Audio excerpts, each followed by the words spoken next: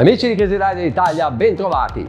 A distanza di 30 anni dal leggendario Supermono Ducati da 550 cm3, a Borgo Panigale hanno pensato che era giunto il momento di riproporre un nuovo monocilindrico. Il suo nome è Hypermotard 698 Mono. Le esuberanti prestazioni di questo mostriciattolo lo portano al vertice della categoria senza compromessi.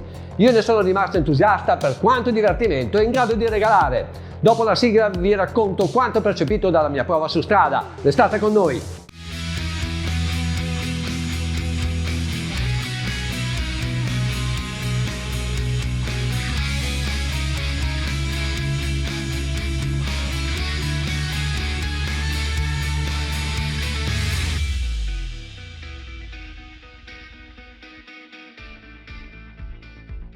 Come prima cosa voglio mettere in evidenza le caratteristiche di questo monocilindrico superquadro da 659 cm3.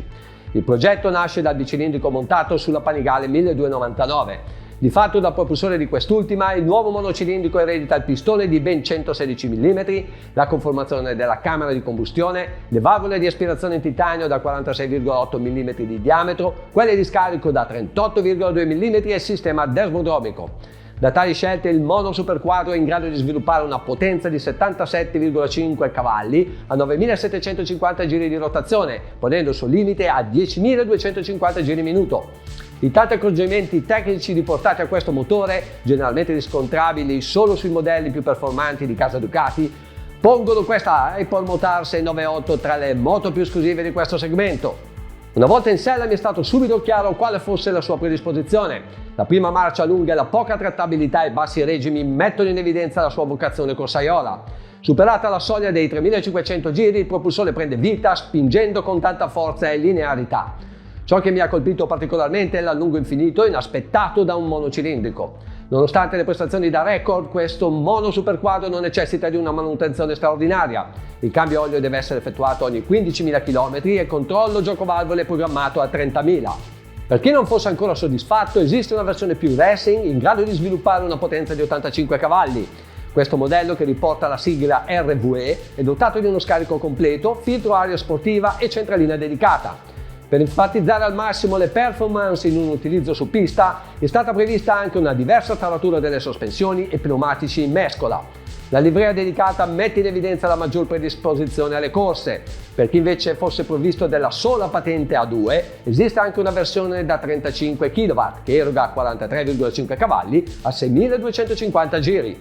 4 le mappe motore. Per ognuna selezionata vengono ottimizzati i controlli elettronici sempre e comunque personalizzabili. Quest'ultimi sono piuttosto conservativi pur mantenendo un basso livello di intervento impostato. Visto considerato le elevate prestazioni, consiglio la loro esclusione dopo un adeguato apprendistato. Il cambio a serraporti è morbido e preciso da azionare. Il modello in prova non era ancora munito di cambio elettroassistito e quindi non posso esprimermi sul suo funzionamento. La rapportatura ha il giusto compromesso per un utilizzo strada-pista. La prima marcia è lunga da poter essere utilizzata nei tornanti stretti. La frizione idraulica con funzione anti-saltellamento necessita di poco sforzo per essere azionata ed è facilmente modulabile. Il freno anteriore è molto potente, con un solo dito della mano è possibile compiere degli stoppi. Di fatto il monodisco ha un diametro di 330 mm ed è accoppiato a una pinza Brembo 432 ad attacco radiale. Il posteriore è meno incisivo, ma la potenza è adeguata al peso della moto. Anche al posteriore tutto l'impianto è marchiato Brembo. Ottimo il comportamento delle sospensioni. La forcella Marzocchi di ben 45 mm è completamente regolabile e offre la rigidità necessaria nelle staccate più violente. L'escursione è di 215 mm. Il mono è un SAF completamente regolabile e offre un'escursione di 240 mm. Le regolazioni si sentono efficacemente, ma il precarico molla non è pratico per una veloce correzione d'assetto. I registri della risposta idraulica invece non necessitano di alcun attrezzo per la loro regolazione. Ottimo anche il comportamento su strada dei pneumatici Pirelli Rosso 4, entrano velocemente in temperatura e contribuiscono ad ottimizzare il feeling. La ciclistica è realizzata con attenzione, il comportamento della moto è intuitivo ed è facile capire che direzione prendere dal punto di vista dinamico-comportamentale a seconda del proprio stile di guida. Nel mio caso, prediligendo uno stile da supersport piuttosto che da motard, andrei ad aggravare l'anteriore aumentandone il carico.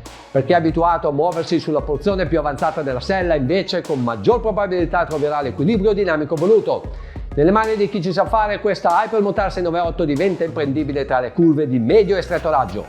In coppia è possibile fare dei brevi trasferimenti senza essere troppo scomodi. La sella è lunga ma è un po' stretta per le lunghe percorrenze. Ciò che rimane inalterata è la guidabilità. Anche con passeggero si può godere di una ciclistica sempre stabile e svelta tra le curve. Le pedane passeggero sono ben disposte ma manca un appiglio sicuro al quale aggrapparsi. Considerando la finalità di utilizzo di questa tipologia di moto, mi sembra quasi superfluo parlare di come si sta in sella.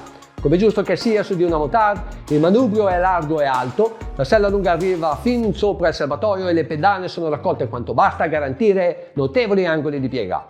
Per chi non fosse sufficientemente alto, considerando che la sella è decisamente alta da terra, esiste un kit per l'abbassamento della motocicletta. Per quanto riguarda la qualità costruttiva c'è poco da mettere in discussione. Le plastiche sono robuste e verniciate adeguatamente per resistere alle abrasioni.